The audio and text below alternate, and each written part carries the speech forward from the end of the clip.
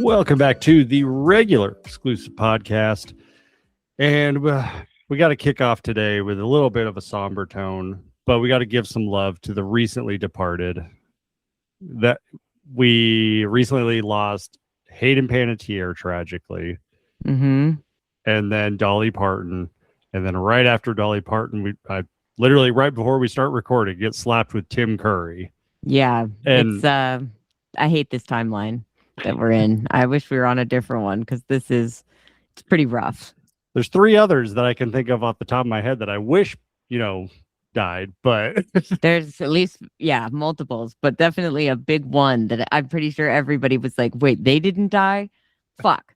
And everyone knows who you're talking about. So that's what I'm saying. I don't like this timeline where good people die and bad people continue to live on and fuck things up for the rest of us. yeah. But I will say, like, I'm definitely going to go watch a bunch of stuff with all of them in it. And if you haven't seen the Muppets Treasure Island with Tim Curry, it is just a delight.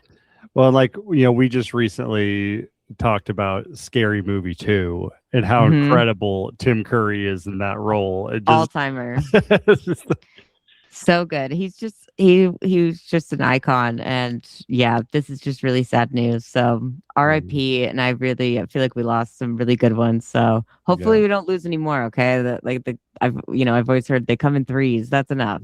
Yeah. We don't need to start the cycle over because this year we've lost a lot of people this year. This year and last year, like the in memoriams are going to be pretty packed. Dude, 2026, I'm telling you, it's a shit fucking year. I told you from the beginning, and it has just continued to prove me right. I can't wait for 2027. It can only get, hopefully, fingers crossed, better, knock on wood. Well, you know what I'm excited for is for all of the like top 10 lists to be Dolly Parton and Rocky Horror Picture Show. Then I don't know, maybe some people will go back and watch Heroes all over again, or Bring It On. Was Hayden Panettiere in Bring It On? She's in, I think, the sequel. Okay. Bring It On Again. And then, yeah, I think Heroes is streaming on Netflix for anybody who wants to watch it. I actually might go back and rewatch because I was just talking to Nolan and he's never watched it. So Heroes is an all-timer, like first season. Like it's season so 1 good. is incredible. Yeah, I feel like I watched like season 1 and 2, but I couldn't tell you one thing that happens anymore. But I remember it being like so fucking good. Save the cheerleader, save the world. Yeah. So RIP. Thank you for everything you gave us. Yes. But on a lighter note, on a happy note, I guess you'd say, there's a movie that just came to theaters, and I saw it. It's called It Ends. Have you ever heard of this movie? I think I've heard of this, but I have no idea what it is or what it's about. And I feel like I've seen it on streaming before this, so I don't really know the deal. So the story of this is actually fascinating, and it's really interesting with everything that's going on with Backrooms and Obsession, just like changing the game. This movie actually premiered last year, like in March, at a festival, and it's by the director Alex Ulam. I'm probably screwing that name up, but he's a 28-year-old, and this is like his first movie, and it's I think mostly self-financed movie. I think it's only like $50,000. Wow. But it was at a festival, and it just didn't get picked up for distribution, which sucks. This is like his first movie. He's just trying to do a thing, and he's kind of the opposite of Kane Parsons and Curry Barker, where like they had like an online following because of everything else they've done. This guy like is just kind of a dude, and he made this movie, and what the movie essentially is, it's in the same space as Backrooms. It's kind of like a liminal horror. I would say it's very light on the horror, but if you have to give it a genre, I guess it falls into horror. But the whole movie essentially is these three friends. They are driving somewhere, and they get stuck on a never-ending road.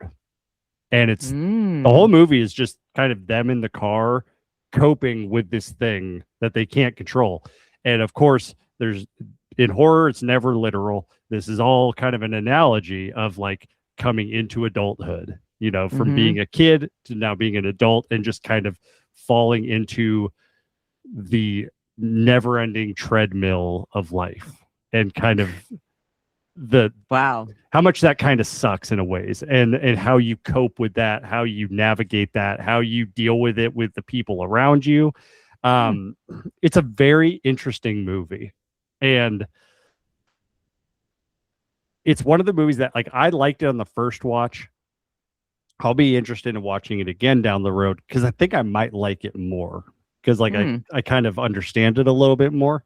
I went into it pretty blind, but I still cool. I liked the vibe. I liked that it's this first movie for this kid. You know, that, like, he's 28 years old, not a kid, but Yeah. But the interesting story is of why it's now getting a theatrical release is went to festivals, didn't get picked up. Our favorite app, Letterboxd, they started doing this thing where it's called the Letterboxd Video Store, and it's where you can rent movies on there that essentially didn't get picked up for distribution. Oh, cool. And so, like, people can rent it on there, and it's only for like a month. So this was only on there for like a month, and people watched it, and then they started reviewing it a lot, and it got glowing reviews. And then because of that, it got some notoriety. And then notoriety, I think is what you were going for. Thank you. Hey, I feel you. Sometimes I can't fucking spit anything out. And then our favorite studio, Neon, came in and they picked it up, and now they're distributing it. So now, of course they did. So now, like, almost a year later, this movie is now in theaters. It just came out, I think, this weekend is like its first one. So, like, please go out and see it. It's not super scary. It's very interesting. It's, if you liked the Backrooms, you probably will enjoy this. And it's just, thought it was a cool story. Wanted to help spread the word about it. I love that, Jace. And I'm very proud of you for watching something that is, like, from what I've heard, is a Gen Z movie. So the fact that you know anything about this is very impressive to me. But also, I mean, adulthood, from what I can tell, is fucking liminal horror. So I agree with that. I think this would make a lovely double feature with one of my favorite movies of all time, which is another movie about a family, though, and they're trapped in the car on a never-ending road. And it's like you just have to watch it, but it's called Dead End. And the actor, it has to have end in the name. It ends does. Dead End. It has to, because there's literally no end, right? But it's so great because the dad and the mom are arguing before it's even a never-ending road, and then they have the teenage son who's an asshole, the daughter in college who's with her boyfriend, and, like, it's from, like, it's a TV movie, I'm pretty sure, from the early 2000s. But the mom is played by the woman who Lynn Shay from Insidious, who plays, like, the medium in those movies, Elise, the older woman, and she plays the mom. And then the guy who plays the dad is amazing, and he's from, like, Twin Peaks and a ton of stuff. But it's such a funny fucking movie because they're already bickering, and then, like, they, like, they encounter, like, weird shit, and there's people on the road and, like, this spooky ass shit, and they're like, what the fuck? And I just love it. Like, it's one of the funniest movies, but it also has really great scares and, like, good, like, actual practical effects. So look that movie up, please, everybody, if you have not heard of it. It's a wonder. I watch it every Christmas now, but also in the meantime, it's just, like, I feel like road trip movies are kind of their own genre too. So but there's not that many with a never-ending road. And these two, I feel like, could go hand in hand. This one, I know it's not a metaphor for adulthood, Dead End, I'm pretty sure, but it is, like, more of a higher concept kind of thing too, which you kind of have to be. You can't just be driving on an endless road. Yeah. But I will definitely try and go see that. Yeah, it's cool. And if you don't see it in theaters, watch it whenever it pops up on Hulu. Because it's a good watch. Hell yeah. All right, well, let's take a little break and let's talk about some sharks. We have no idea how the sharks got in, and honestly, we don't know what else is out there. Looks like we got ourselves a water park shark. All right, let's talk about some shark movies. I mean, before we get into this, I'm just going to preface this whole conversation. If anyone's listening that watched both of these movies, this episode is going to, in my mind, the palate cleanser for the rest of the year. We've had a good run of movies. These are not good movies, but not by any means. And I say that as a shark movie lover. But these are two pretty bad and one really abysmal shark movie. But I think that's what we need every so often here. You know, we end up really being, I think we're pretty good and like we are pretty open to a lot of different movies and we're like pretty lenient. We're not like overly critical. So this is our time to shine and be like kind of bitch about shit that we never really bitch about on this show. So I'm kind of hyped because as much as I love shark movies, they really have so many more stinkers than they have actual good ones.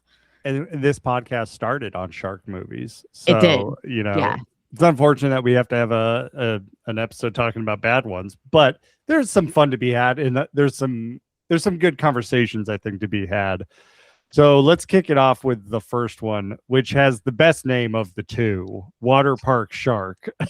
It does tell you everything you need to know about this movie, and it's worse than you think, sadly. It's not as good as the name suggests. This is an example of a good name in a bad movie.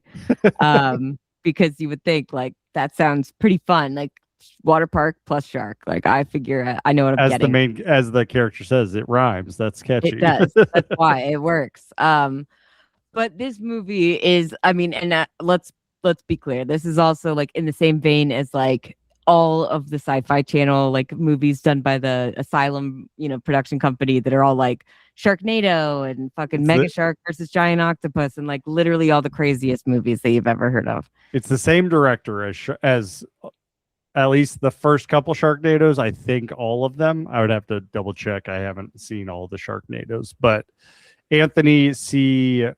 Ferrenti. I probably screwed that up, but no, you actually probably fucking nailed that. I'm gonna be real. This guy, if that's true, he's directed. Okay, it doesn't look like he's done all of them, but it does say he started it. Yeah, Sharknado. He did the first one, the second one, the third one, fourth one, and fifth one. Okay, so he did a few. But I'm pretty sure there's at least like 10. I have no idea. I know I've watched at least probably the first 6. There was like a long time ago. I think there's 6. So he did almost all of them. That's insane. Okay, then there's also another one that says the last Sharknado, It's About Time, and he did that. So you're right. But he did all of them. Okay, this guy has a problem. It also says he did Blind Waters. Which looks like a shark movie. No. Great White Waters, which also looks like a shark movie. Zombie Tidal Wave. I don't know. I haven't seen it. And then all the way up to fucking Water Park Shark.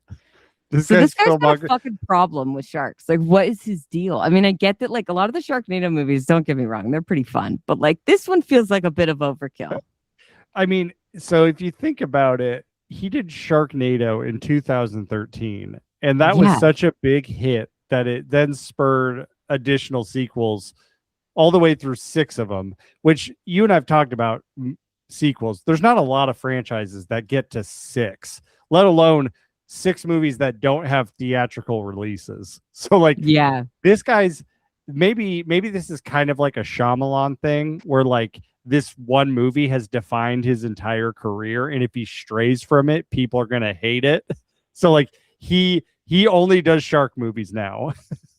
I mean, maybe, but it seems like all the other movies that he's done that have nothing to do with sharks have higher ratings on IMDb. And I can't imagine a single one of these movies have a good rating.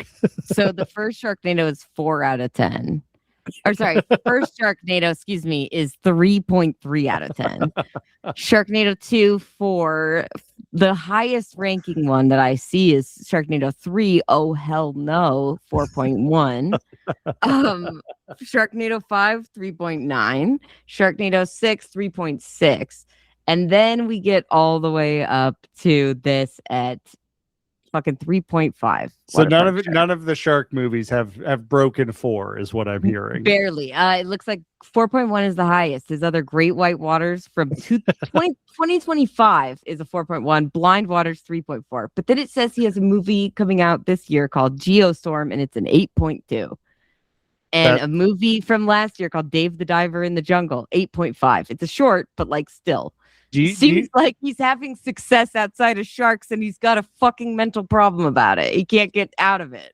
Do you think the potential for this 8.2 rating on Geostorm? I mean, there's probably not that many ratings, but do you think that maybe some people reviewed the Gerard Butler Geostorm movie thinking it was this? Even though that movie came out years ago. Totally. People are dumb. 100%. That's probably it. I don't think that anyone would rate this guy's films at an 8. Like these have got to be like bots or something. But either way, he at least has an average of like 5 or at least like 4.5 to like upper 4s and 5s in his other work. So it's really bizarre, personally, that he's just sticking with this because it's not something he's good at, you know? This is what I would call in the film industry. This is a blue collar movie maker. He has never had a theatrical movie. It's all Sci-Fi Channel, and he just keeps pumping them out. He's doing the legwork for everyone else. He's a national hero. But that doesn't mean that his movies are good. No. And I will say, like, it does seem he peaked a while back with the Sharknado films. It seems like he was upset that they ended it because they called the 6th one the final one or the last one. You know, you never do that in a franchise because then, I mean, it doesn't hold anyone back from coming back again. There's all the new chapter. He's back. Like, he lives, you know. Then you just do a part 2, like the Mission Impossible movies, or it would totally work on brand with Sharknado if they made another one and they called it Sharknado 7. Here we go again. Like, exactly. That would totally work. There we go again. That's what I'm saying. It would totally work, and we would accept that. But Water Park Shark, I do not accept this. This is not a substitute for Sharknado. And I hate to even say that, like, this. I hate to come down on somebody who's making a dumbass movie like this that like obviously is supposed to be bad, but I do feel like this movie just has none of the charm of a Sharknado. And like, not that Sharknado is overly charming in the first place, but like it has its place and like it's fun. Like there's a funness that you have to the good, like, you know, movies that would be on the Sci-Fi Channel or like Asylum, like production company. They make like sometimes some fun ones, even though the CGI is usually bad, the acting's not great. But like, I think what Sharknado had was like they actually had semi-famous people that would pop up in each movie. They had multiple cameos. So they had actual actors who knew how to act. I think that was the number one thing. And like a lot of, even though they were not great films and like the writing wasn't good, you at least had actors who semi knew what they were doing. Like I never would think to say like Tara Reid was actually a really good actor, but compared to everybody in Water Park Shark, she could be an Oscar winner. Yeah, you know, totally. And like I think that's the biggest question. That's like the biggest thing that I was wondering, because like I like bad movies. I can enjoy bad movies. I recognize that they're bad movies, but they're still fun. And like I remember watching Water Park Shark and be like, this is my kind of movie. This is dumb, but the plot is very entertaining. The CGI is not good, but it's just good enough for it to work. Like I actually thought the CGI in Water Park Shark was fun. Like the first, like in the opening scene when we see the shark coming down the water slide, I thought that was funny. I was like, I'm in on this. And then the rest of the movie just sucked. But like the biggest thing is, so like Sharknado, you have Tara Reid, and Tara Reid is relevant in 2013. She's not a big movie star, but she was a pretty big star. And so she's relevant to the audience. The biggest problem with with Water Park Shark is how much they rely on fucking Coach. I'm going to screw this name up. David Chokachi. Thank you. From Baywatch. Like, it's 2026. When people think Baywatch, they think of Zac Efron and The Rock. Like, I know. I didn't know who this guy was until the post credits, and they just started saying, like, oh, now it's kind of funny, but like Honestly, like when he took his shirt off and all this stuff, like Nolan even said, he's like, I'm pretty sure this guy like was like on something before, and he figured it out. He was like, oh yeah, he's on Baywatch. It says on IMDb, and then like also they reference it in the movie like towards the end, and I was like, okay, so they're really leaning into it because nobody fucking knows who this is, because that's what they're like. By the way, the joke you missed the whole fucking film, which would have been funnier, is if you knew this guy was from fucking Baywatch. Honestly, though, I'm fine with the fact that they leaned on David Chokachi as Coach, because Coach is probably the best actor in this whole film. I got a hot take for you on who gives the best performance in this movie. I think Coach is playing in the right kind of vibe for the right movie. I'm going to call him Coach because he refers to himself as Coach, and I can't say David Chokachi that many times without calling him Chocha or something. So I really do feel like he knows the kind of movie he's in. He's playing like he's in a Sharknado film. I will say one of my favorite lines is from him, and it's like early in the movie when the guy comes back and he's like, hey Coach, he's like, don't call me Coach, I don't go by that anymore. And he says something, he's like, so call me Coach. I'm like, oh my, okay. I know what we're doing here, but like he feels like he's in a different movie the entire movie. But no, if everybody was on that level, don't you agree? Though the movie would be more fun because at least he's a fun, entertaining person to watch because he's being ridiculous. Everyone else is dry, and it feels like every line in the movie is replaced by ADR, even though like we see them saying the lines. Like it feels so empty. It's hard. But no, I think the best actor in this movie is the mayor. Because he's doing the Jaws mayor cranked up to 11, and I think it's hilarious. I thought he was the only part of this movie that I thought the campiness actually worked. I thought he was really funny. I guess like I just found him like a poor imitation, but I guess I could agree with you that like he knows what he's doing, and he is also leaning into the campy. Everybody else is trying to be normal, like normal humans, and they're failing. Everyone else, I watch this movie, I'm like, oh, so you have no desire to be in movies. This is where it ends. Like, yeah, like the main, like the chick who plays like the cop, the sheriff, who like has the ex of the main guy, whatever his name is. All the characters, their stories are nuts. All the aspects of this story is insane. I know, but it is a Sci-Fi Channel movie. Like basically, like even though like I don't know if it actually premiered there, but I'm just gonna say like we can accept the fact that's what this is, right? I'm gonna grade it the same way as I would those, and they would have crazy like background storylines too. But like I've watched a lot of those, and this still feels like extreme because when the main guy is talking about like what he used to do, it's like he went to be a football star. And he was in the NFL, and then he got injured or something, or fucked up a play. I didn't care. And then he retired early, whatever. And then he applied for a job with the government and ended up being a secret agent. And I was like, he applied for a job and then went in for an interview that he didn't apply for to be a CIA agent or FBI agent, and then got it. Okay, that makes a little bit more sense. I thought he was just like, I applied for a job and I didn't realize it was for the CIA, and then they just accepted it. And I was like, that's not how this works. You have to go to like Quantico and shit like that if you're going to fucking go to the FBI or like whatever, you know? That was one time where I locked in on this movie. I'm like, wait, there's actually plot development happening here. Like because the whole time. That was way too late in the game when they announced that. That's like 3/4 of the way through the movie. And I was like, this would have been relevant information maybe 30 minutes ago. But at this point, I don't care. Because the whole movie, I was like, I am so confused.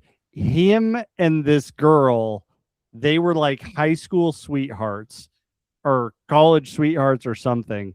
And then he goes off he gets drafted and then gets a career-ending injury.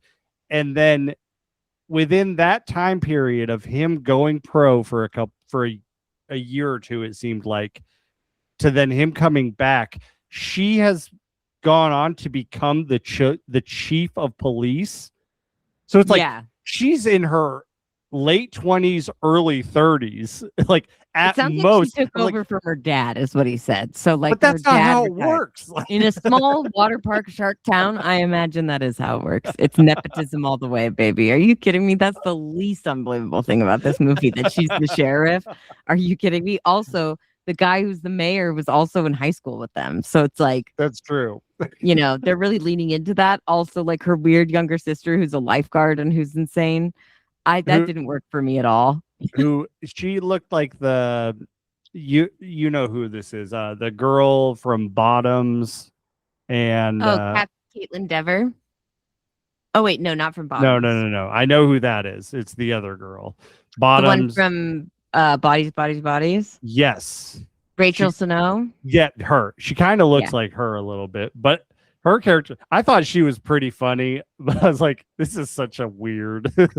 Everyone's trying that like 5,000 times too hard in this movie, except for Coach. I loved when she yelled no spitting on old people. I mean, do we care if they're spitting on old people at this point? I don't. Fuck the boomers. Yeah, fuck the boomers. I just felt like this movie, I mean, the first time I watched, like, I literally was like, I had texted you about this movie, being like, I just saw a clip and it looks ridiculous. I'm gonna have to watch this movie. And like, I have to always, like, I have to. It's a shark movie. I gotta watch it. But like, my God, sharks in a water park is one thing. But like, I've seen. Okay, you've seen Piranha 3D from like the early 2010s, or it's like literally from 2010. So there's a sequel. I don't know if anyone's seen it, but it's called Piranha 3 Double D. And it takes place with like the piranhas at a water park.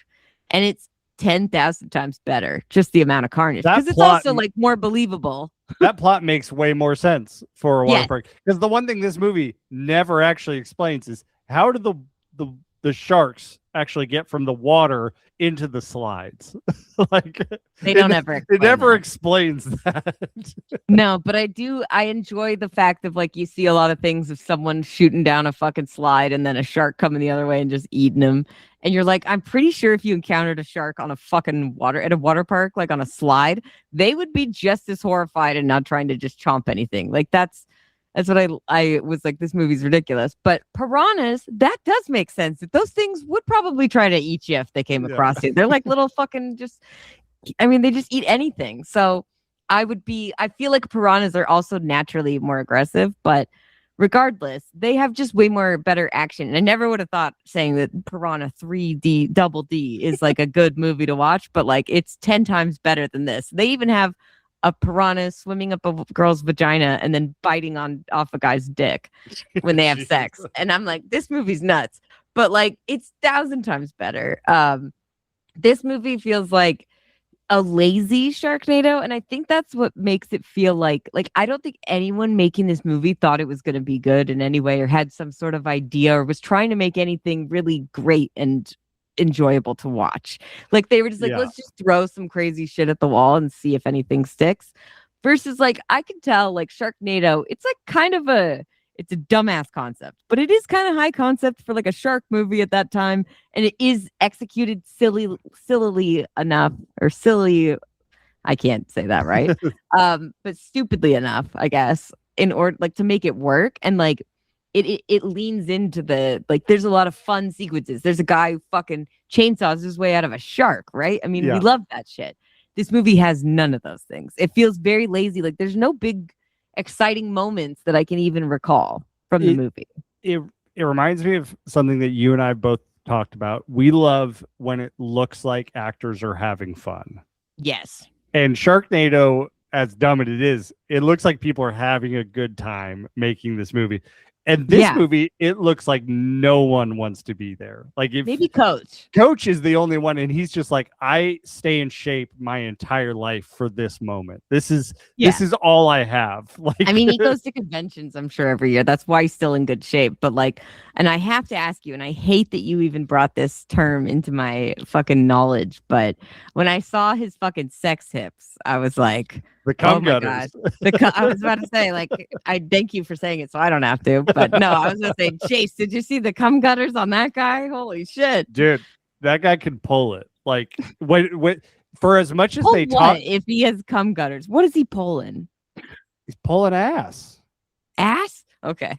Like whatever he wants. If you got abs like that, if you got gutters, people will clean those gutters. Okay, that's what I'm trying to say. God. Oh my God. I didn't think that conversation could get worse, and I'm really regretting bringing that up.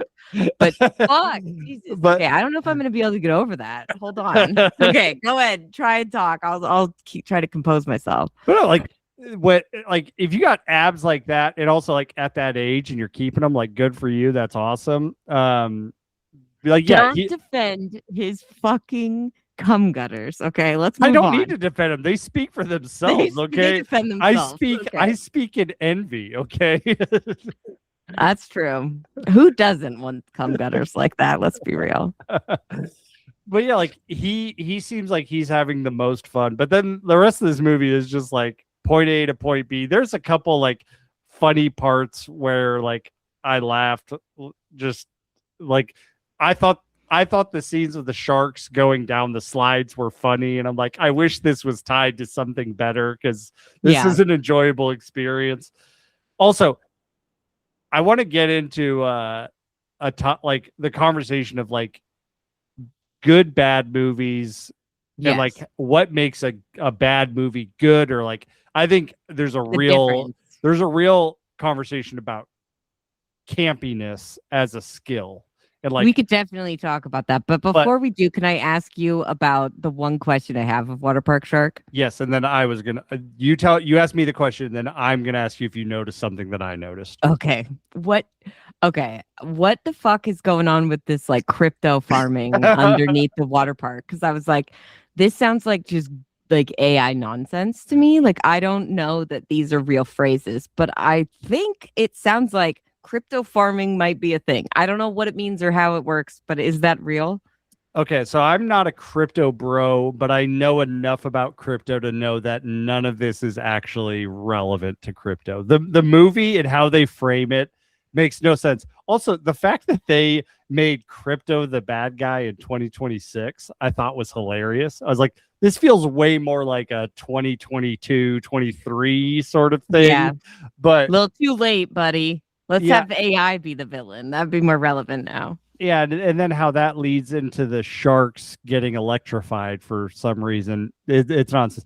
The crypto mining is a thing, but it is not a power consumer in the way that AI is. It's almost like they took the whole we don't like AI because it uses all the water, it does all the stuff. They took that and they're like, well, let's not use it for AI. Let's use it for crypto mining because that's the last time we've actually been on the internet. Like, I don't know. Yeah. It was super weird. Like crypto mining is a thing, but it's not. You like mine what to get like you make because it's like invented money and you just mine it. Like how the fuck does like that doesn't even make sense to me. It's not gold. I'm not going down to a fucking mine with a pickaxe or whatever the hell.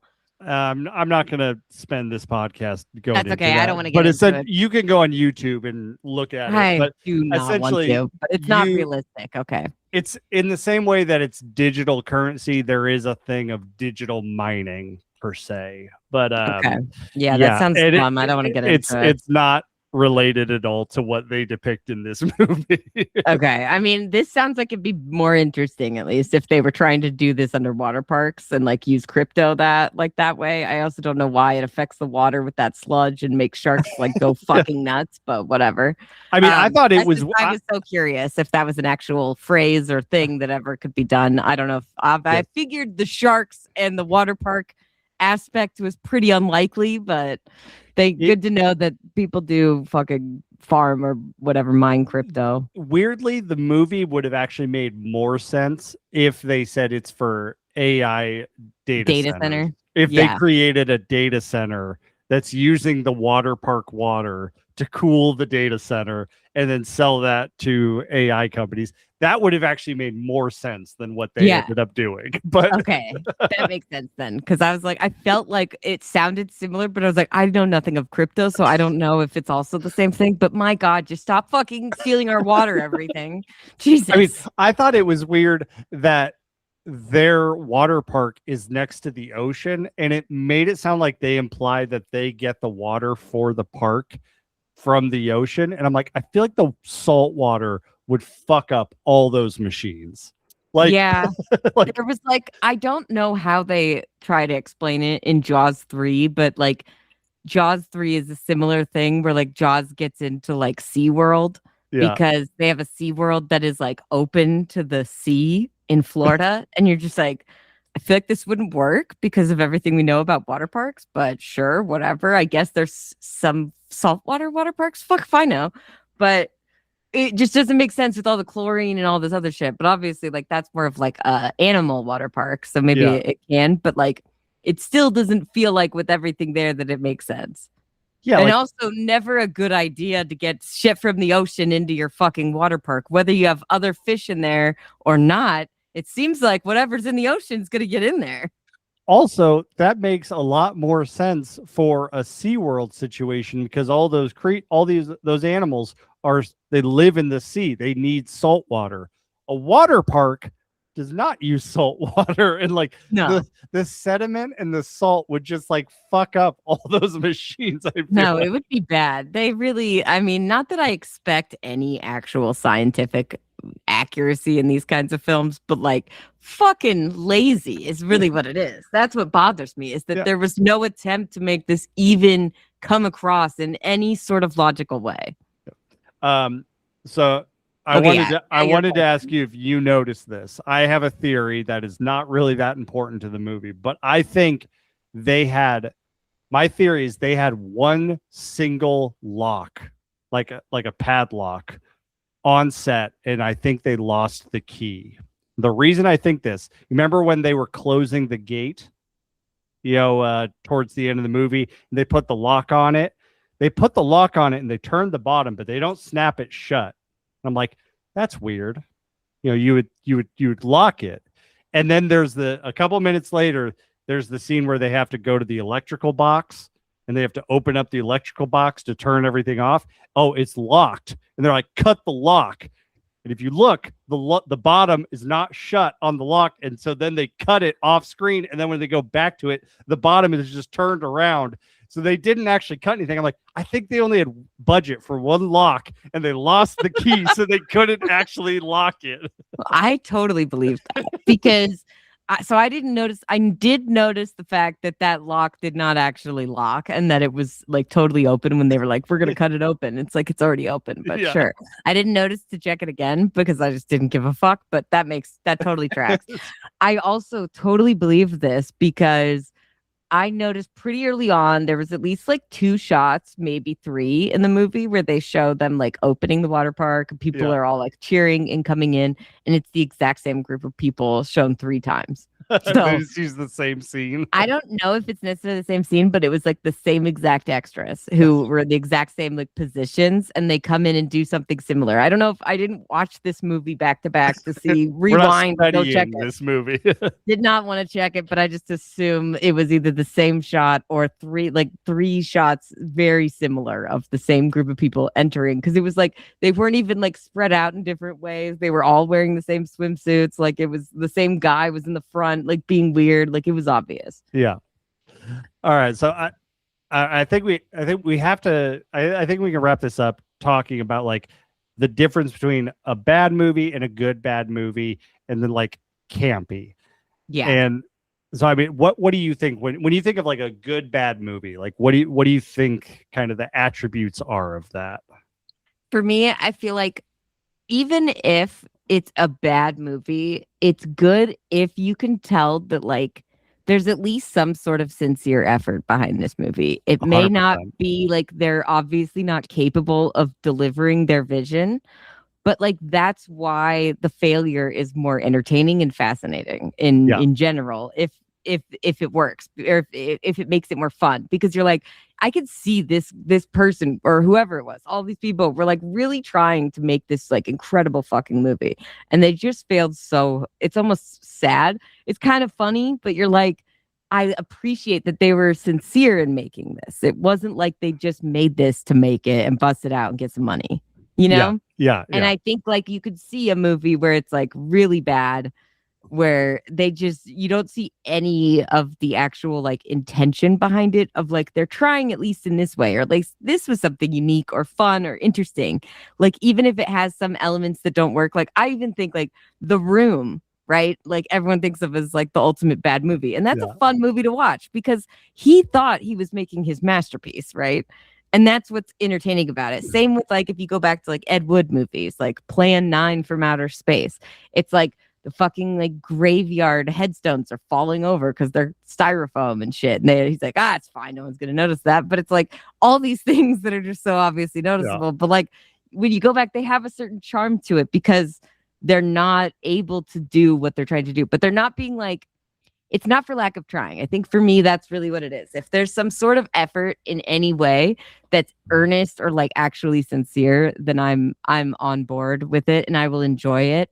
That's why I feel like Maximum Overdrive, Stephen King's only movie that he ever directed, based on one of his stories, is like a terrible film, but it is delightful to watch because, I mean, he sincerely tried to make something. I don't know what, but like it's entertaining as fuck to watch because it's so bizarre, right?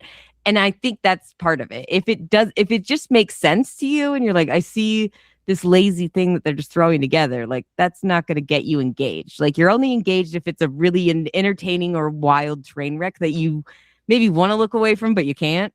Yeah. One of those things. It's got to be kind of endearing. Like when you're watching it, you're like, this is someone's best effort. Like they are trying. And you know, like a good bad movie can also be a giant like company that is banking on something being the next biggest thing. Like I haven't seen the movie Moonfall, but I've heard people talk about Moonfall being like one of the greatest good bad movies ever because the studio put so much money into it. And they're like, this is going to be a huge thing. And then it's just like a nonsensical mess, but it's hilarious just watching. It's like watching a car crash. You can't look away. I can't accept that film as much as like it is a bad movie and it's kind of entertaining, but like it's trying to put out there that the fucking moon landing was faked. And I'm just like, I don't know that you'll ever get me to enjoy it or like fucking vibe with a movie that's putting that out there. Cause it's like, look at CGI from the 90s. Okay. There's no way we could have fucking done that in like the 60s, right? Yeah. But sure, yeah, Stanley Kubrick, he's fucking what, an alien? I just feel like those kinds of things are so dumb. But there's a lot of unintentional humor in that movie, and it does make for an entertaining movie in the way that you're saying because the studio put a lot of money into it, so it actually looks good. Yeah, even though it's bad, and that's like a special kind of one where like they have the budget and more, but the vision is fucking like bonkers, right? Yeah. The vision is just. That's not where you go with that. That's just not what you do. Yeah. And it doesn't work, but it is entertaining because they did try something that I guess hasn't been done before, kind of like the Earth crashing into the fucking moon or whatever the fuck. It's like, it was just ridiculous. But then there's movies like, you know, people always cite Troll 2 as like, I've never seen it, but there's a scene where like I've seen of like the guy being like, oh my God, he's eating her alive. Oh my God, he's gonna like just like the ridiculous overacting sometimes I think can come across as like weirdly endearing, and that's not necessarily on the director or whoever has the vision. Those actors, they're going for it. Like they're like, this is my launching off point. I got to give it my all. And I think when I think of this movie, I thought of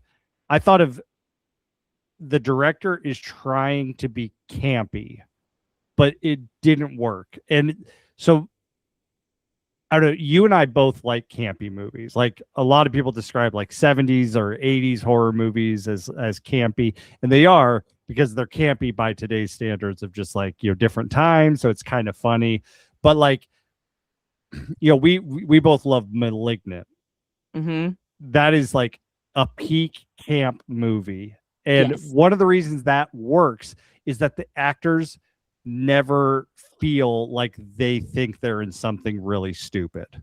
Yes. I would say the same thing about Evil Dead 2. Yeah. Like fully in on this, like, and they are selling the characters. And so the whole premise can be real stupid, but the actors carry the weight of it.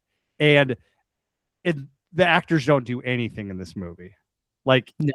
it's the worst chemistry between the two leads. I'm just like, this is nails on a chalkboard. It also made me think of why I'm really excited to go see Buddy next week, because Casper Kelly, I think, is a camp genius. Like, yes.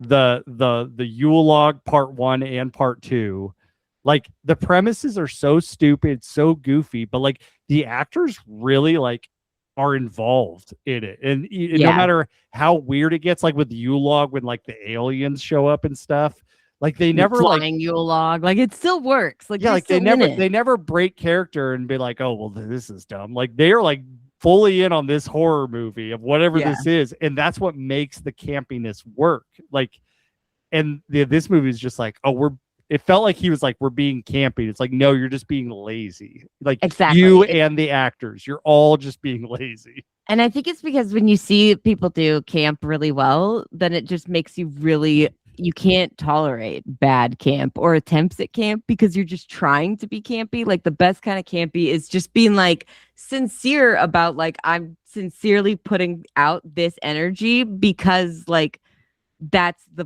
like what is going to work in this movie, versus like we're just trying to do it because I think people like that is what it feels like. They're like, they don't understand what camp is, versus like a movie like Malignant, where they understand what camp is and they slowly reveal to you that this movie is campy with like hitting you with all these stereotypes early on. And like, you're like, is that supposed to be funny? Like, you're laughing at certain things, but you're not sure why you're laughing. Yeah. And then when it fully comes out, you're like, okay. And then when you rewatch it, the whole movie like totally works in a whole new way. That's not what this movie is at all. Like, the water park shark is trying to do that, but they have no idea what camp or fun is, like, or even comedy, really. I feel like everyone's trying so hard. And the best and maybe funniest little thing in this movie to me was like Gummy, the shark that had no teeth, which honestly, I hated that guy. I was like, what the baby Yoda is this? I like it. Okay. But also I was like, this is really sad though, because as soon as that shark's out in the ocean, he's dead. He can't eat anything. What is he going to be, a whale? Like, he can't do anything. He has no teeth. Like, however, I liked that they got him onto a floaty and saved him before they electrocuted all the sharks. I mean, it's just ridiculous. But again, it feels like a movie where they're just trying to be campy, but they don't understand it. It's really the thing, which means they're insincere. If you love camp and you understand it, then you can actually do it because you're sincere about it, right? If you're insincerely trying to be campy, it is not going to come across that way. It's going to come across as, oh, this is really uncomfortable and painful to watch. Yeah, camp is a skill. Yes. And the reason why the 80s movies are campy is because they weren't trying to be campy. They were being genuine to that period of time, and they were giving it their all. And so that's why it's kind of goofy now, because it's like, oh, times have changed. This is funny to watch this. But if you try to be campy now, that's kind of an oxymoron. So like, it's a skill to be able to be campy present day, to make a current day campy movie. And these guys totally failed at it. I feel like they probably just like took a cue from fucking Ryan Murphy. They're like, let's do camp his way, which is not camp, really. It's just fucking weird. I'm going to be the Ryan Murphy of shark movies. But that's what this guy's going for, I think, with like output and not good quality. Well, like as much as I used to be a Ryan Murphy defender way back in the day. Okay, I'm talking Glee Project when he was just a fucking diva asshole, but I still was like, I just love him. I don't know why. But now fucking this is exactly what this guy's trying to be like. He's just like pumping them out, terrible, fucking keep making them and just throwing shit at the wall and not being able to actually deliver anything that's worthwhile. All right, well, let's switch over to our second shark movie, The Devil's Mouth. There's so much blood. Everything's fine. Okay, we need to leave now.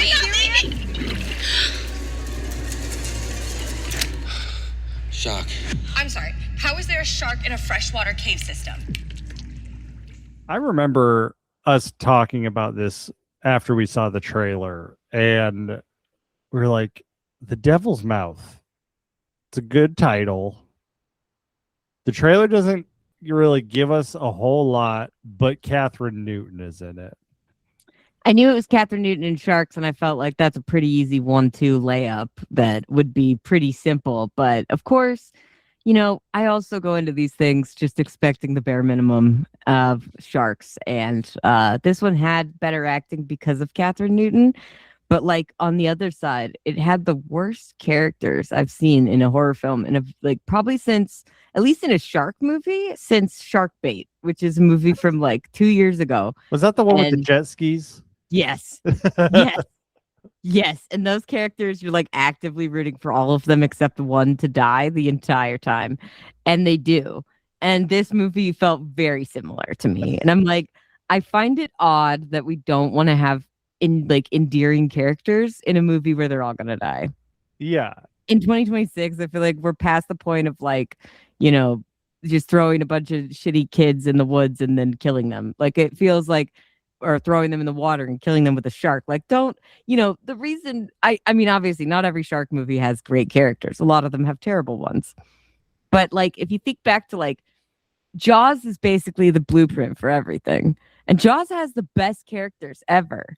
That's why it works. But no other shark movie really took that and was like, maybe it's about the human characters. Yeah, that's a good point. Yeah, like when we started this podcast and we talked about a series of shark movies. Every shark movie released up to that point, basically. Like the movie that surprised me the most was The Shallows. And it's because, and that movie really works because it focuses on the character and develops the character and actually makes us not want this character to die, which then makes all the shark stuff way more engaging because we're like, Blake Lively, please don't die. You have to do another movie in the future that we're going to hate. And then we end up hating you as an actor because of it. Like, please, please don't die. But I know everybody hates her, but it's like, I just don't give a fuck. But like, I agree with you there. Like, that's a perfect example of like one shark movie outside of like a million that have been attempted and made of like actually focusing on good characters. And I'm not picky, I can have it be no characters. Like they don't need to have any personality traits. That to me would be better than like I'm actively hating all of them before they go in to deal with sharks. Yeah. Except for Catherine Newton. Again, they never usually leave you out to hang without one character that you can get behind, but like still it feels like they're really trying to like make you root for the shark for 90% of the film. And I just find that odd. I love Catherine Newton. I don't know what the director was telling her to do in this movie.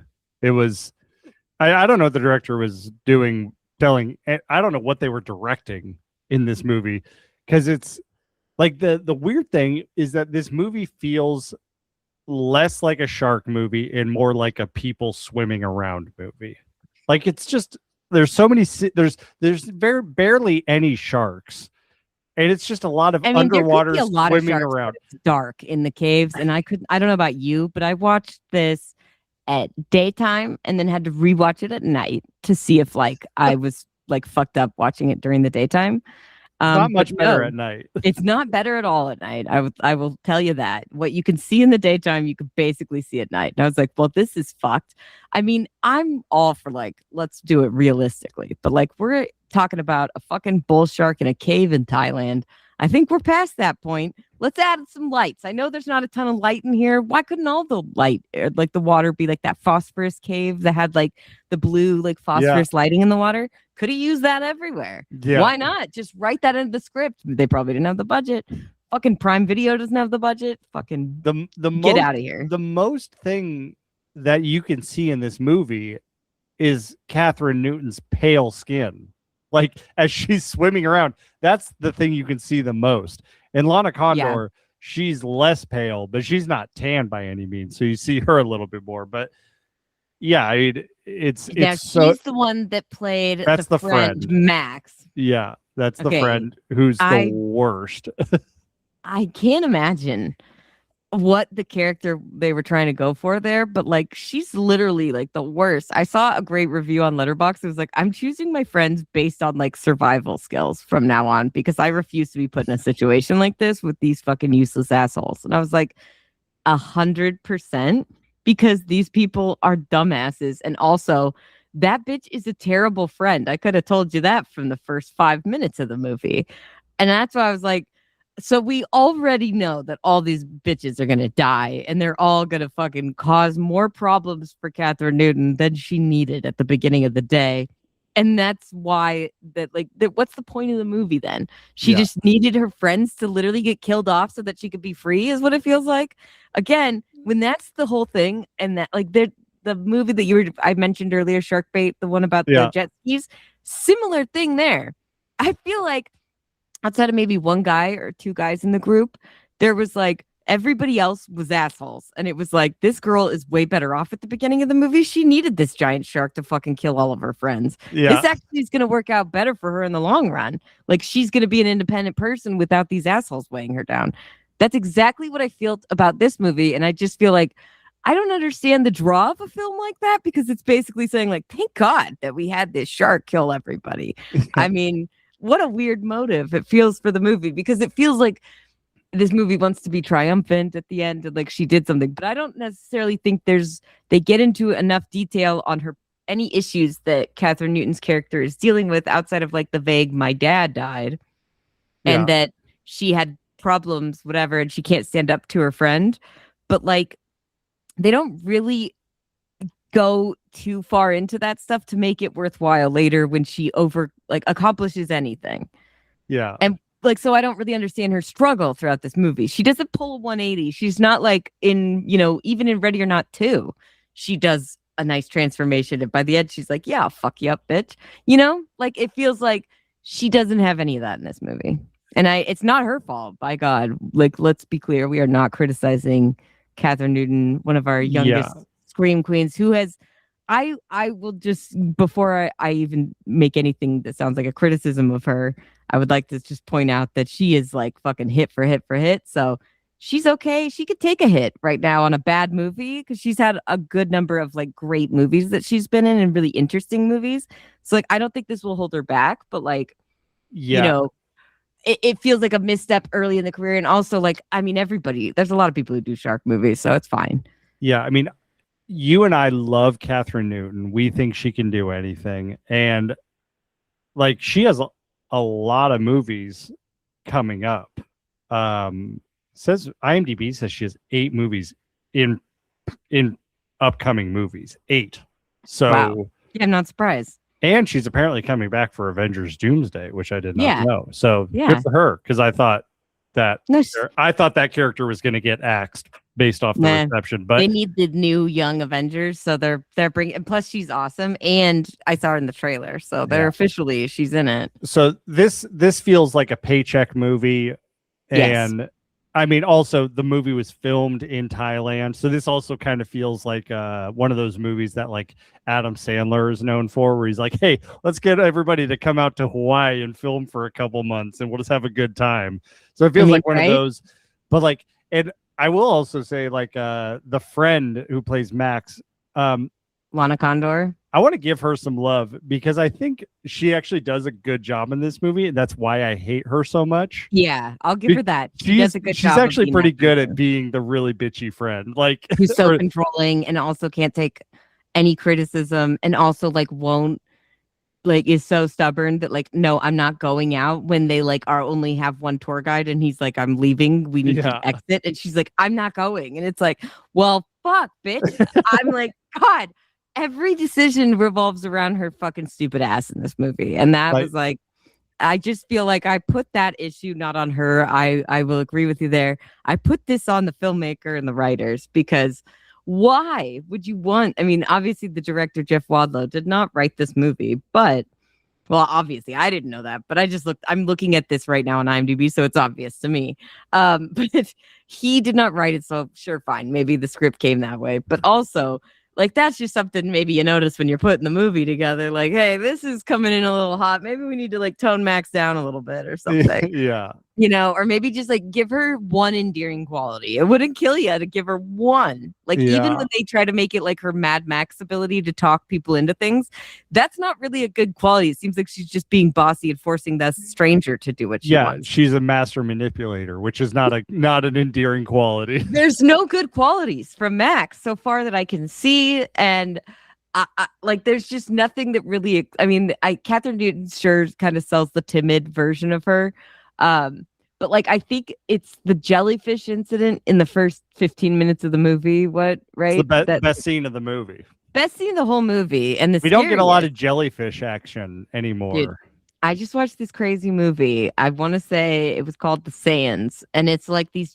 people are drinking on a beach. They wake up and like most of the people are gone, so they just assume everyone left, and then like they step onto the sand, and like these tendrils come up from the sand and like just basically pull them in and like just pull them apart into the sand and swallow them up. And it's like a giant jellyfish is what it is at the end. It's fucking weird. But I was like, thank you. Thank you. That is what I want to see in a movie. I was expecting it to be fucking sand sharks or some stupid shit. So I got to tell you, when they had jellyfish early in this movie, I was like, I mad respect, bro. Like that was good. And also, like, we don't see that very often. Like you said, like, even in The Shallows, they have that one little bit. Yeah. But, like, this was purely terrifying. And, like... And we see the marks on her leg the whole movie. I had never seen those. And how, like, jellyfish scars, like, I was like, is that permanent? I mean, it's kind of like henna tattoos. But also, like, that's fucked. Like, that was really that was the only pretty much good part of the whole movie for me. And I was shocked that... no pun intended. I was shocked that the guys, the boyfriends in this movie, who are essentially one-dimensional dumb jock kind of characters, I was shocked none of them were like, "Here, let me pee on you." There wasn't a pee on you joke when it comes to jellyfish now, because we know that doesn't actually work. I don't think. I mean, I know that it doesn't work, but I'm shocked that this movie didn't include the joke, because you think these dumb guys actually know? These are rock jocks, guys. I knew some rock jocks. That's true. And also, they did that in Anaconda this year. So there you go. Or I guess last year when that came out. But it was December. Yeah, but those guys were older, so like they're like, you know, they remember when that joke was a thing. Yeah. I mean, I still love that whole bit on Friends when they have it, the whole like who peed on who thing. That's Friends is what created that whole myth. I'm sure it did. And it definitely is. I'm pretty sure that peeing on anything will not sterilize it in any way, let alone a wound. From a spider like an anaconda or a fucking jellyfish. But you're right, that is surprising, because these guys don't look like they know how to read very much, and they probably get most of their information from the television or social media. Yeah. So yeah, I honestly, it was surprising that there was no jokes to be made there. The other guy who played the boyfriend of Max, who I just felt really bad for the whole movie, James. Yes, James. I thought he was at least decent in the movie and like a better character, because like, and I don't know if you recognize it, but apparently he was in Booksmart, and I was like, oh, you know what? He did seem familiar, but I thought he was actually good, and I liked like that he was calling her on her shit sometimes, and then also like complaining about, oh well, do I have a choice? I have to fucking run after her every time, and I was just like, that actually kind of worked for me, that guy, because I was like, he's properly fed up with her, you know, especially when she like scares the tour guide away. Watt. Watt is the real victim of the movie. Our guy really from White Lotus. Like, yeah, I'm not gonna try to say his name because it is very Thai, but like amazing guy. I loved him on White Lotus, and I'm glad that he's in a semi-American film. I guess this is an American film. And so I'm sure that's like why he did this, but like, you're right. He is the ultimate victim outside of Sarah, really, who like, I mean, but she chose to be around these people. Like that Sarah is the main chick. Sorry, Catherine Newton. I'll just stick to that. She's dominating this movie. She's not a victim. Exactly. And it's more like she's just shedding fucking dead weight, really, is all it is. That's what I'm saying. Like it doesn't feel like she's actually like being the total victim of anything. If anything, she's getting better. So it feels like Watt is just doing this tour for like, you know, the day, like the normal fucking thing. And then this bitch Mad Max comes in and basically gets him murdered, gets him killed by a fucking shark. Also, the fact that life vests are optional in a tour like that, where you're swimming through the caves. Like, I feel like the cave, I mean, I've never been on it. I mean, I guess have you been to Thailand? I'm not sure. They're probably maybe not at least like who knows where this like fucking tour is out of. Like maybe it's not. I haven't fully up been to on a safety. cave tour, but Don't ever go if you I feel like value if you're your gonna, life. Yeah, I feel like if you're gonna swim through a cave, they're gonna say, "Hey, wear a life vest." You know, in the event that you get tired, we don't want you to drown. Like that's the bare minimum. I can imagine swimming through a cave. But like I feel like they would say, "Here's a life vest," you know, just for their own liability, not yeah, just care. Yeah, the bare minimum. It's like if you're gonna swim, you could get tired, and especially on the harder path. Like they're not on the green easy path. The bitch Mad Max is like, no, we got to do the red path, and I'd be like, bitch, fuck you. Yeah, like I don't know. I how was so mad. I was like, they just said that it's flooded, like because of a tsunami or hurricane or storm, something, whatever. Yeah, and it's like, no, we should do it. No, they just said it's flooded. Like, she knows Catherine Newton is stressed out about this, and she even pays Watt, the tour guide, extra to fucking baby her. So she's aware that she's not going to be set. Like it's like her thing that they're there for her dad because Catherine Newton's dad supposedly came to this cave because the teeth that the rocks at the end look like the devil's mouth, whatever if that is. Great connection. It's so dumb, honestly. Like I thought this movie title was going to be better, but it's like not. It's actually very does not fit. But like literally, like they're here for Catherine Newton's trip for her dead dad, and this bitch is like, "No, we're going the other path." I'd be like, "Nah, bitch, go by yourself." Then I would not be able to deal with somebody like this who on a vacation would do shit like that. But like. I just was so irritated at that point. And I was like, and poor Watt is like, I wasn't fucking planning on going the red route today. We were planning on a nice, easy fucking thing. So now he's thrown into this. Who knows if he does the red route all the time, let alone when it's fucking flooded.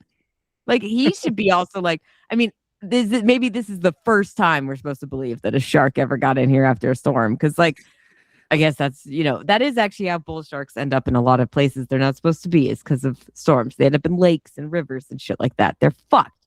So if anyone ever tells you not to be scared of sharks in the river or a lake or even a fucking pool, clearly, from the previous movie, don't believe them. So wait, I was going to ask you, they say it several times that bull sharks can live in saltwater and freshwater. So you're saying that's accurate? Yes. Okay. Yes. Mm-hmm. So that's why bull sharks are like the ones, and they're also really aggressive sharks in general. Like they will attack things that are bigger than them. And they also are like, I would say majority of the shark attacks that you get are like in the shallow, close to the beach.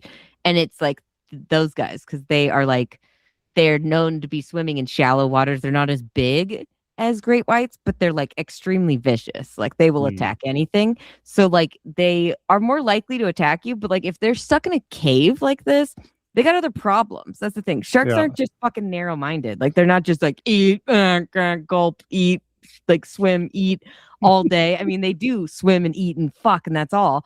But like they do also like if they get stuck in something, they're gonna be worried about fucking getting out of there. They're not gonna be like, let me just kill everything in here. They're gonna be like, hey, if I'm stuck in here now, this is gonna be like, I gotta figure out my life. Like, where the fuck am I going? Yeah. Like, I feel like the shark is not gonna be worried about them until it gets like, maybe I need more energy, I'm hungry, whatever.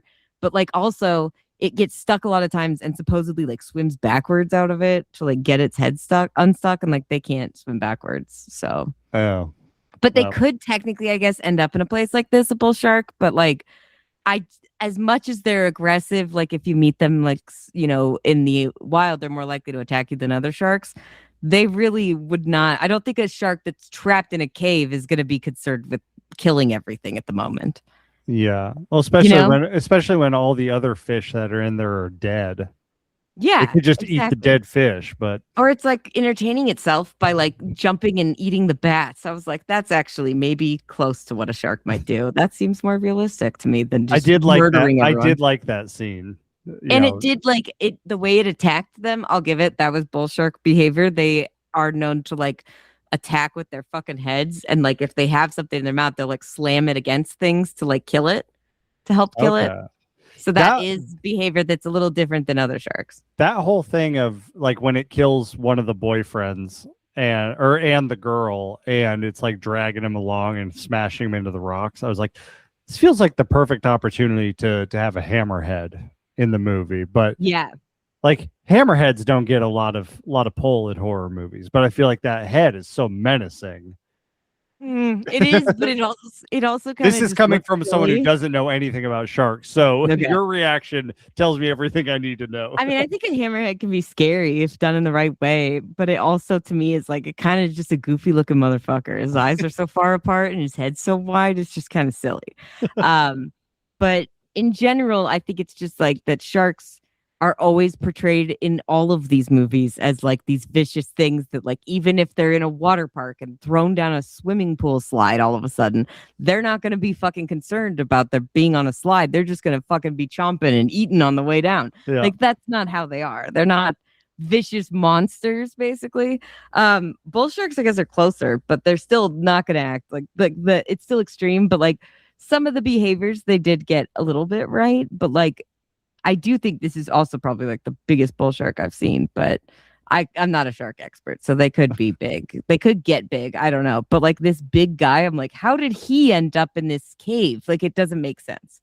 Well, the explanation is that I understood it is the hole that Catherine Newton climbs out of at the end. That's the hole that the sharks got thrown through to get into the cave. Did I understand that right? I think so, but again, I'm like, I don't understand how this works. We It's a never real- see the water. It's a I mean, real I know it's bullseye flooded. situation. Like, that's a small hole in a storm for a sharknado to get a shark to get thrown. It into does that feel hole. a little in the vein of Sharknado, and then the fact that he's thrown and like the sharks in Sharknado, they're like flying through the air, but like grabbing bites of people as they fly by, right?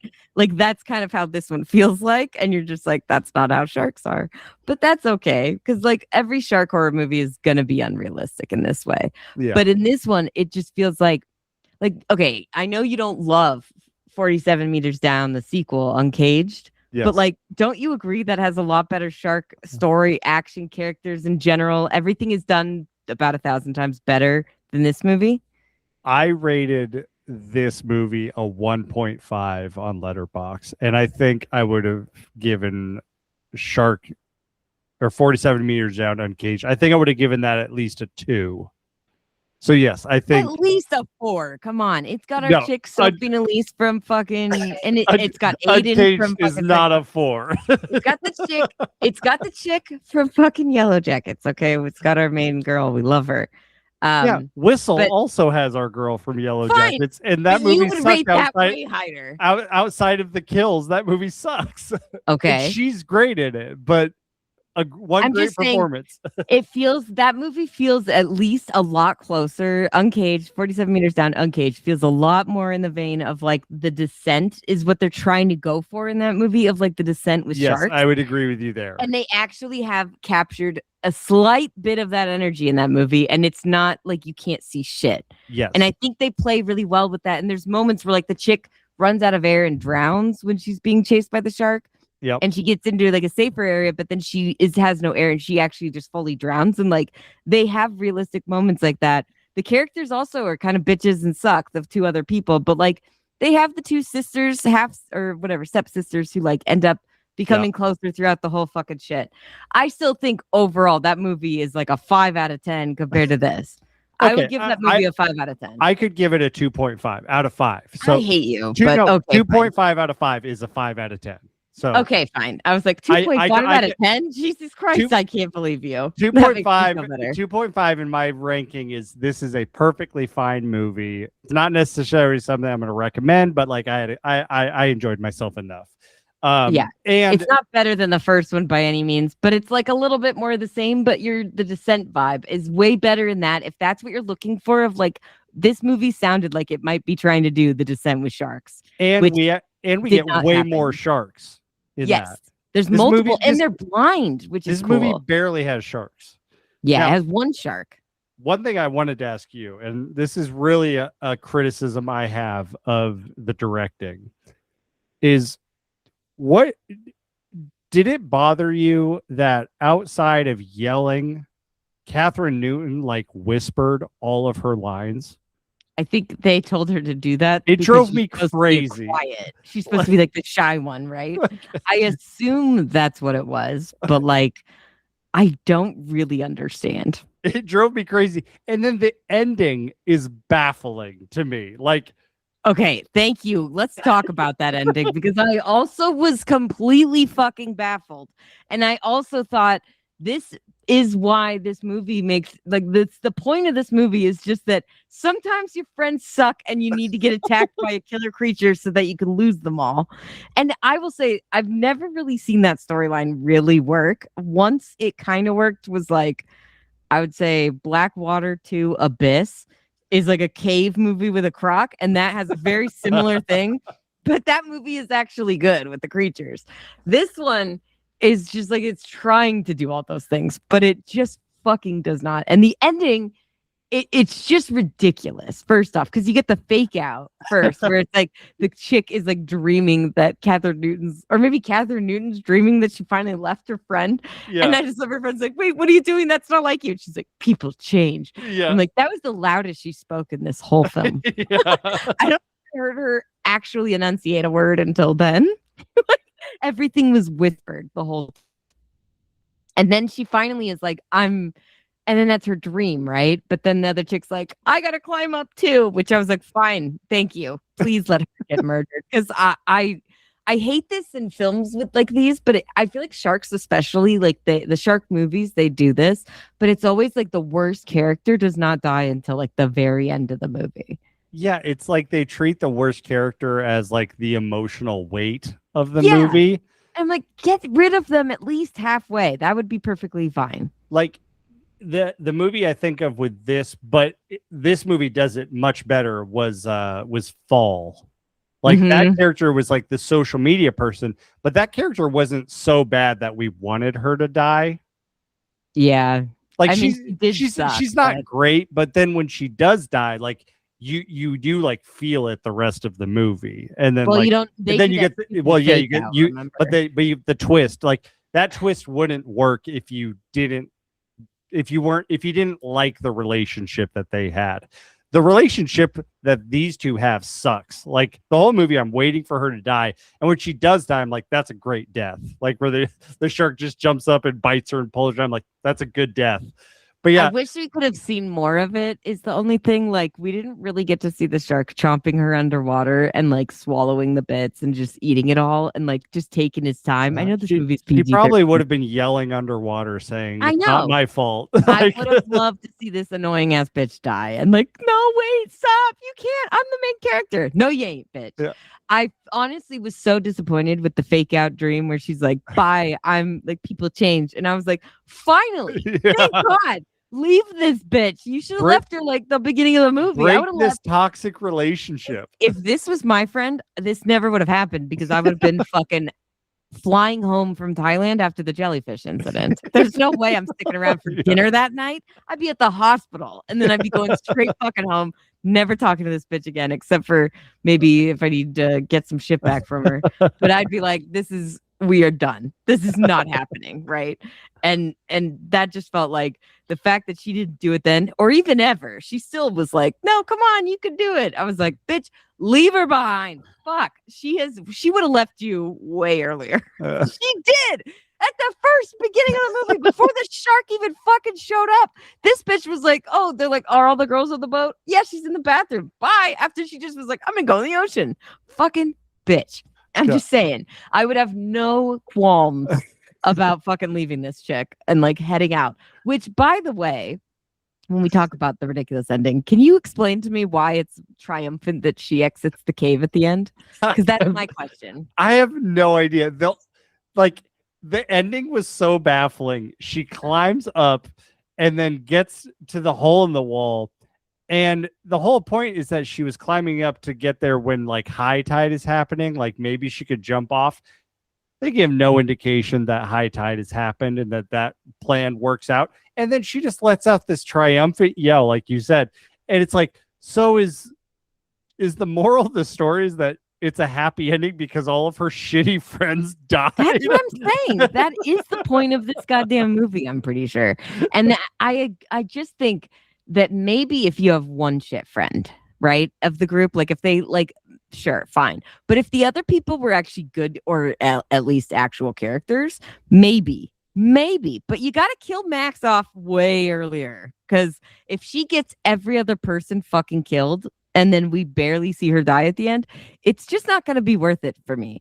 I know this movie's PG-13. Save the gore for her death. If you're going to fucking make us hate her, I want a fucking glorious send-off of her getting ripped in two. And we find out there's like a baby shark all of a sudden and it just like eats her slowly. Like that would be great.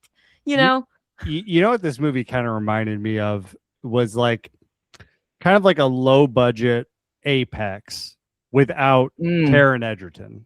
Yeah, Taron Egerton is Mad Max, her fucking stupid ass friend in this movie. Yeah, but Taron Egerton is so like he makes Apex. 100%. Obviously. Like if you take Taron Egerton out, I feel like this and Apex are right next to each other. 100%. And very similar. It's a bummer. Very basic of like, this is just like, again, this feels like a movie where you're just like, there's no effort really being made.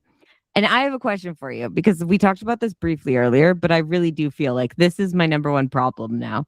I feel like shark movies, it's shocking to me that we keep getting so many, because like we get so many every year, right? And like just this year we've had like this movie, obviously, The Devil's Mouth, we've had Water Park Shark, two not good ones. We've had Deep Water, which was from Rennie Harlan, who made Deep Blue Sea, which is one of the best shark movies since Jaws. Yeah. It's a B movie. It's silly. That's actually probably the best of the movies from this year, and it is very basic ass. Like it's your average shark film. It's nothing special. Thrash on Netflix. That one was fine, but it was really kind of cheesy and just not great. Chum, I won't even speak about to give any fucking time of day to it, but do not ever look it up. You will not like it. It is awful. With a name like Chum. It's so bad. It's basically like a really shitty, pathetic imitation of Dangerous Animals from last year, which was a great movie where a guy sacrificed a serial killer used sharks to kill his victims. That was very unique. This is trying to do something like that, and it's just awful. But this one and all of those really just come across as like there's, besides the fact that they're just not really that interesting or unique or anything different than what we've had a million times over, is that I just feel like we're at this point now where I know Shark Week's still the biggest thing every year, but like, don't we feel like sharks are kind of like done to death in films? Like, I don't know about you, but like I think this movie would actually be maybe a lot better if it had if jellyfish were even the creatures that were attacking them in the caves instead of sharks.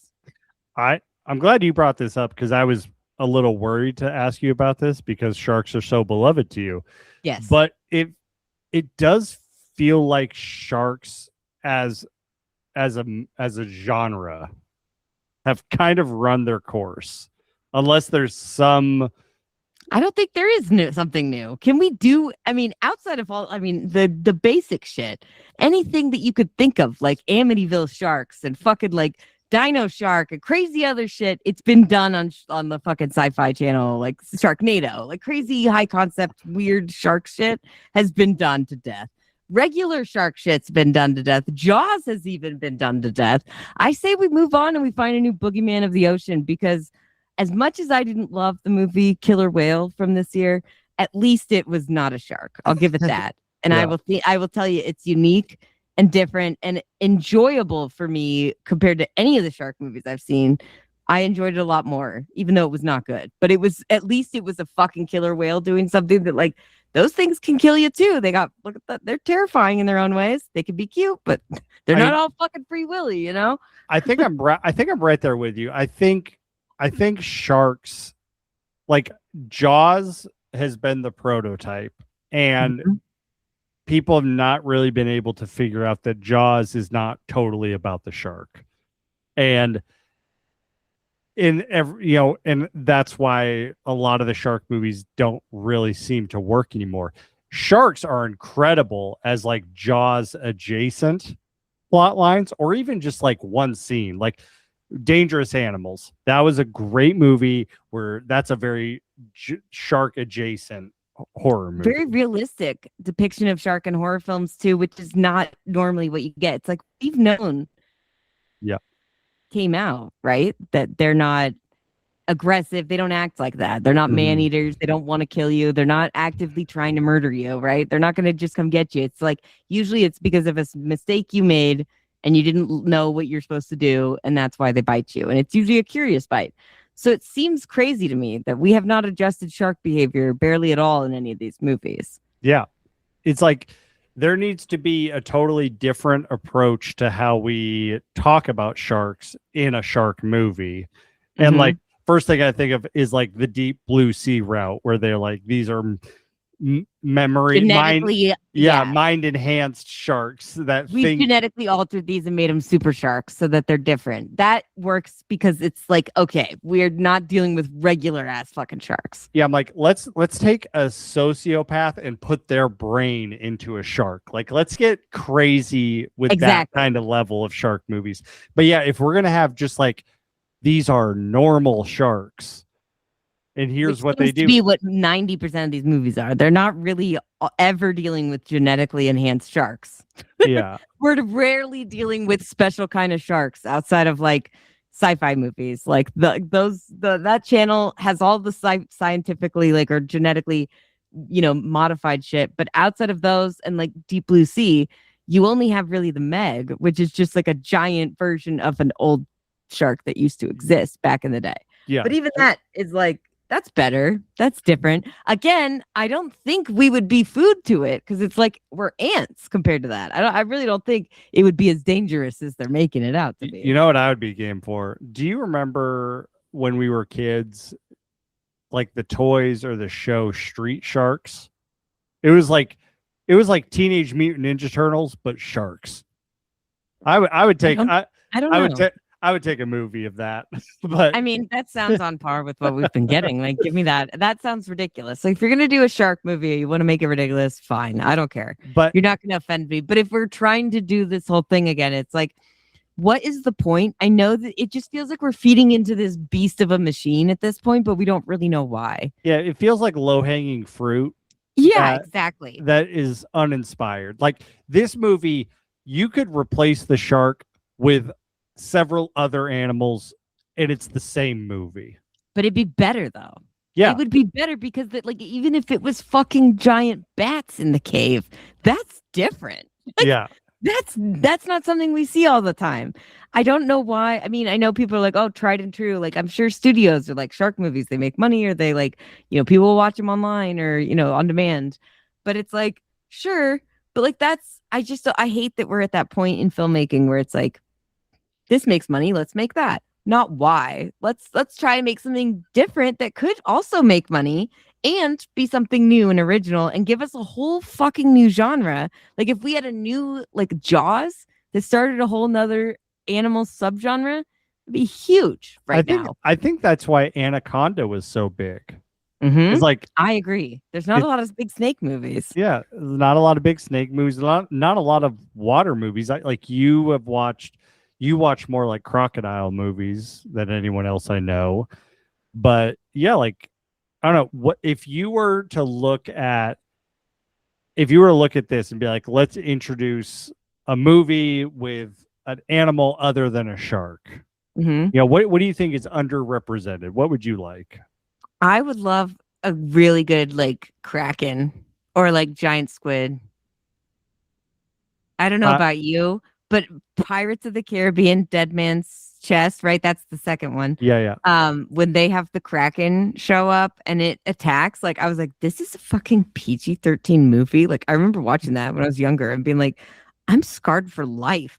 That shit was horrifying. And like just the CGI is incredible, right? But I mean, we really don't have many giant squid movies. Like there's iconic scenes like, 50,000 Leagues Under the Sea or whatever. And what's it like? I feel like there's an old movie that's like an Italian movie or something called Tentacles.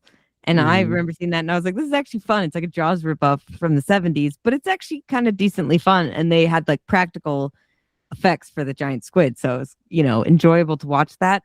But like, we don't get those movies anymore. And I know that like they're not attacking fucking ships on the regular, but like, I mean, it's not going to cause enough problems where like people will go out and fucking kill sharks because they're scared of them and think that they're going to murder them, right? Who's going to fucking go out and try and find a giant squid in the deep ocean and kill it? Like, good luck. You're going to fucking die. Or even like whale fall, the giant sperm whale. That shit was horrifying to look at. And the fact that they eat things and they're like meat eaters, right? They're not like regular whales. Yeah.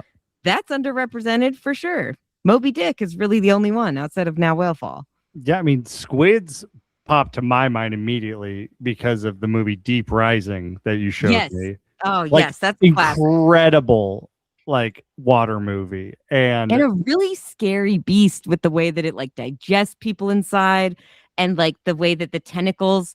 At first, you think those are the creature, but then you realize it's all tied to this giant fucking thing. That's what I love about it. Is like. Even in the mist, when the tentacles come out like under the garage door or whatever in the back of the store, and it's like, what the fuck were those tentacles even attached to? Like, tentacles are just really not used as much as they should be. They're fucking horrifying. You could do them like where they have their own little mouths on them too, like in the mist. And it's like one element of a giant creature can actively act as like you have multiple creatures, right? Yeah. But it's just one. And that's what I'm saying. Like, that seems underutilized. It seems like a great fucking thing. And like, I know that we're not supposed to kill like octopus or octopi, whatever. They're fucking smart. And I'm not saying we should like, make them villains, but I do think like giant squids that people probably don't interact with in their lives and don't go seeking to murder or like, to get revenge on like Moby Dick. I think that would be a great substitute in any shark film. Yeah. I mean, there's so many other animals. The ocean is such a vast unknown. Like, fucking create a new creature. I don't care. Like, thank you. There's also shit at the bottom of the ocean that I don't even want to think about. So like, bring that up to the surface. Tell me how that. Give me some bullshit story of how that's fucking like, whatever, or like some prehistoric shit. The Mosasaurus. That shit was great in the Jurassic World movies. Bring that in a movie. I don't care. I think there's a really good like Komodo dragon horror movie because Komodo dragons are fucking nuts. And they're still alive. Yeah, like they're crazy. But I mean, like, man, I could imagine a really good horror movie that takes place with, I don't know, a fictional creature that's at the bottom of the ocean that is similar to like Infested, where it's a small creature that gets into like a submarine or something and just spreads and goes crazy. Like, there's so much stuff. It doesn't have to be a shark.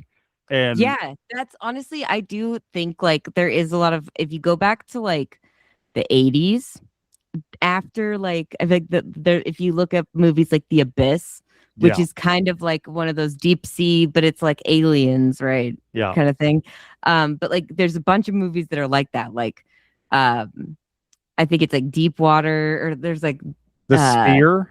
The Sphere. There's also Leviathan, which is a really good one. It's very similar to Deep Rising, but it's like a mining station at the bottom of the ocean. Underwater is probably the best ever version of this kind of a movie where you're like, what a unique film. The one with Kristen Stewart.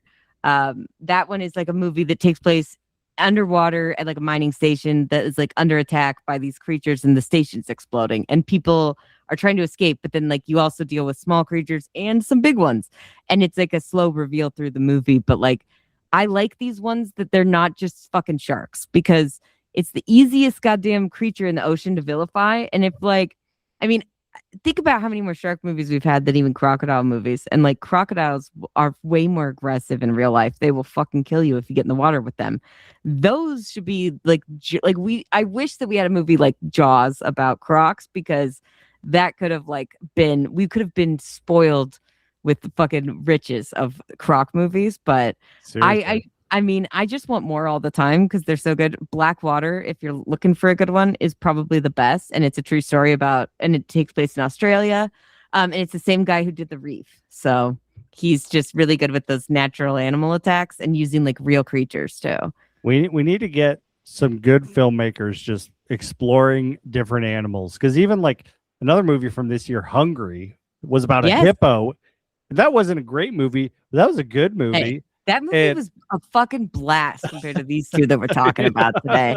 If you are disappointed in either of these movies, please go watch Hungry. It is, yes, based on the game Hungry Hippos. And hungry they might be, but not for us. Like, they don't actually eat people, but it doesn't fucking matter, guys. Okay, I guess they're technically like herbivores, right? Like, they eat both, but yeah, they kill people for the love of the game. Exactly. And I was just watching a video and they were talking about like a lot of the like most dangerous animals that you encounter, especially if you go to like Africa, it's not necessarily the ones you might think of. It's like the elephant or the buffalo. Like, those things could kill you, Yeah, like it's the literally ones that in an think instant. that you're trying to hurt them and they're defending themselves. Yeah, and like a hippo is like the most dangerous animal, maybe one of the most dangerous animals in the world for sure. I grew up hearing that hippos kill more people than any other animal. I don't know if that's still the case, but that memory was enough for me to watch the movie Hungry. I'm gonna quote Hungry again and say the only good hippo is a dead hippo. And I was like, that's some fucking words. Although if you see how cute they are sometimes, you're like, that's adorable. But like, I think we need more movies where it's like, because a lot of these, I mean, outside of like these ones that focus on stupid personal relationships, a lot of times it does feel like if there's sometimes an element of like, we fucked up and we're encroaching on his territory, or like we're, basically taking up its normal habitat and now it's like coming into human areas. Like, that's animal attack movies. That kind of also tends to be a thing. And I think like that would work as a great angle with like something like that would not normally attack humans, that we're talking about, like an elephant or like water buffalo or even just any buffalo or fucking like, a hippo. Like, it doesn't necessarily need to be like it's out to murder you. It could just be like, oh my God, I never even would have thought that these fuckers could kill you. We just got to do the thing from Primate earlier this year. It gets rabies and it goes crazy. Like, that is also that's a the great entire excuse. plot. Like, that's all we need. I'm telling you, we need a primate universe, and it could just be it doesn't have to be called Primate, but like each movie is like, about a different kind of animal. The rabies universe. It'd be the rabies universe. I was trying to not call it that, but sure, it'd be as long as it's not the cum gutters universe, but it would be the rabies universe. And honestly, that is like something I think, at least for you and I, we were like, I'm well on board here. As soon as they said rabies, I'm like, done. I will buy anything that happens from now on, because I don't care how unlikely it is and that there's no rabies in Hawaii. Okay. Yeah. I don't give a fuck at that point. You said it's rabies. I remember Cujo. That shit works. I mean, Cujo is the perfect example. They made a dog, a Saint Bernard, scary. Who's the sweetest fucking thing? So I really think you're right that we just need more like non-scary creatures, but that end up being actually scary. I don't think any studio's brave enough, by the way. It's like maybe Neon. Like, take a risk on this, but like, don't you think, like, use something that doesn't look scary and then like a koala horror film. Ooh. I mean, I'd fucking watch that. If it's rated R and if the animal has rabies, I'm watching it. That's what I'm saying. Just give them rabies and we're good.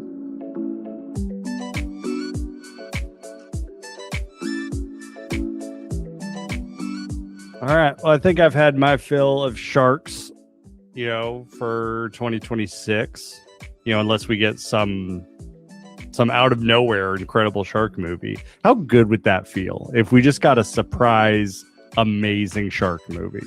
I can't even tell you, but I don't even know if it's possible anymore. It's the thing. Like, I mean, I'm sure it's possible. I just can't imagine what it would be like, but I love the thought and I love your hopefulness. I feel I'm like, I'll probably just make a letterbox watch list this week of like ocean horror that's not related to sharks, and then just be like, for anyone else who wants to watch something other than sharks in the water, because there's so many other good ones, but like we need so many more, like so much more variety in this ocean horror genre, not just sharks. So, Renee, what if Steven Spielberg was like, hey, I just did another Alien movie. I'm gonna go back to my roots and I'm gonna do a legacy sequel to the original Jaws. I would fucking lose my mind, probably. I don't think I would even know what to do with myself. And that would be, I think no matter what, I'd be hopeful. It's like, I don't know, because I feel like I love Close Encounters of the Third Kind. And I did feel like Disclosure Day was not quite as good, but like I liked it. But like I would hate to see like him try to go back to Jaws and then like kind of taint it in any way. Not that he would now, and not saying that the master couldn't fucking do it again because he was like, fucking 25 years old when he did it the first time. But I don't know. I think I'd be so shocked, but just especially because he like is still dealing with PTSD from making that movie. So I'd be like so surprised if he did go back. Maybe the full CGI shark would get him on board, but man, I hope he doesn't do that. But like if he did, I would put my trust in him. But man, I feel like it'd be a tough one to pull off. I would be interested in him doing kind of like The Fableman, but like the movie being about the making of Jaws. Someone else has to do that. Do not make that man go through I that agree. again. He shouldn't do it. Yeah. I don't think people should do their own biopics. No. But Hey, I will say though, his biopic, basically The Fablemans, was incredible. So yeah, that's one area where you and I differ on. I know. Well, I'm just saying, if anyone's gonna fucking do your life story, like the fucking person that it's like based on, why not? Yeah. But yeah, no, totally. I think it's good that we're saying goodbye to sharks for a little bit, but once a year we need to check back in and see what the scene's like. Yeah, you gotta. But well, next week we are gonna talk about a movie that we both love that for whatever reason just never ended up on the pod, and it's the perfect movie to kind of kick off spooky season. And with the incredible performance that we got in Obsession, it's only appropriate that we talk about another incredible horror performance. Renee, what are we watching? Next week, we're going to be watching Smile 2, which is, we're talking about Naomi Scott, the lead of that movie, who is fucking incredible and delivers an all-time performance, just like Indy Navarrete in Obsession. And I'm surprised we never talked about Smile 2, because I feel like Smile 1, I understand, we liked it, but like, I didn't think we were going to like deep dive into it, but I'm sure we'll talk about it now that we're talking about the second one. And you'll be able to stream that on Netflix next week. So next Thursday, September 3rd, it will be available to stream if you have not already seen it. It's been out for like 3 years, I think. Came out. And if you haven't seen the Smile movies and you're like, do I need to watch the first one? No, you don't. You kind of do. The first one essentially tells you the curse. And then the beginning of Smile 2 kind of picks up from Smile 1. I don't think you need to. You understand the curse. If the person smiles at you and you die. No. Do I recommend watching the first one? Yes. But if you're like, I don't want to start a new franchise, you don't have to watch. It's only 2 movies, okay? You lazy bums. No, Jace, do not listen to Jace, okay? He has no idea what he's talking about. I've seen Smile and Smile 2 many more times than him. You must watch Smile before Smile 2. It will be just so much better. And if you don't, you're going to watch Smile 2 and go, man, I'm going to go back and watch Smile 1. And then you're going to be mad you didn't watch it first. So I say watch the first one if you are able to, and enjoy the second one. Yeah, if you're able to, yes, watch the first one. Do you need to? You're like, no, don't watch it. It seems like I don't think you need to. Seems like you're pretty like fucking don't watch it, assholes. Skip I'm curious to rewatch. I'm curious to rewatch the first one because I wasn't the biggest fan of it. I know, but I feel like I love not Smile remembering too. much. Yeah, fucking. The first one's not like fucking breaking down any barriers, but it is a great fucking time and really unhinged. And those are things I love in a movie. So yeah, you can catch Smile 2 on Netflix next week when our episode drops on Thursday. All right, well, that is it for this week. And we'll see you next week on the regular exclusive podcast. Don't forget to like and subscribe. We out here.